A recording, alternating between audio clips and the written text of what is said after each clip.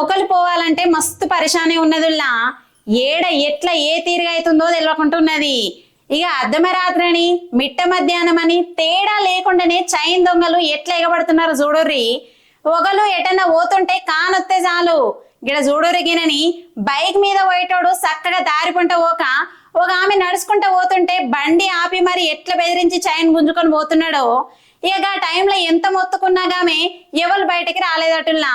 జర బయటికి వెళ్ళేటప్పుడు పైలంగుండురమ్మా, పోతే ఇద్దరు ముగ్గురు కలిసిపోర్రి, ఒక్కల మాటకు ఏడి పోకుర్రి, ఇంటే మీకే మంచిది, లేకుంటే గీ అక్కగైన పరిస్థితే వస్తదిగా.